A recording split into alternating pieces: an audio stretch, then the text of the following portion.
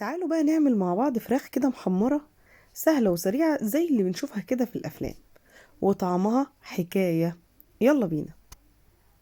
عندي بصلتين كبار متقطعين جوليانو، ومعايا معلقة صغيرة مليانة من القرفة، معلقة صغيرة من الفلفل الأسود، ومعلقة ونص كبيرة من بهارات الفراخ، طبعا أي بهارات انتوا حابينها، ومعايا كمان معلقة كبيرة من الملح، وهاخد كمان معلقة من السمنة، وهدعك كل ده كويس قوي مع بعض بالشكل اللي انتوا شايفينه ده. كمية البصل دي هقسمها نصين، نص مع الخضار والنص التاني هدعكه مع الفرخة.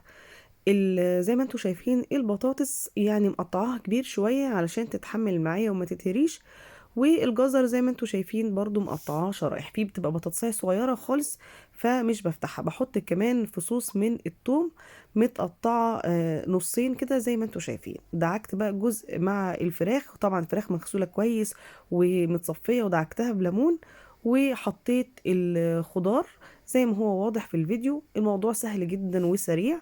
والفراخ، وبعد كده حطيت كوباية من المية وهغطيها بالورق السيلفر وهدخلها في الفرن علشان تستوي، فرن حامي. وبعد كده هسيبها نص ساعة على درجة حرارة عالية، بتكون طبعا في الشبكة الرف اللي في النص. وبعد نص ساعة بهدي النار علشان تستوي كويس، وبعد كده ببتدي ان انا اشيل السيلفر واخد من الصوص اللي هينزل وادهن بيه الفراخ واشغل الشواية علشان تتحمر بالشكل ده.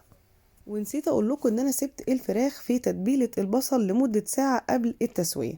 الوصفة سهلة وسريعة، وممكن ناكلها جنب رز بالشعرية مع شوية ملوخية كده. يا سلام، حاجة يعني في منتهى الجمال.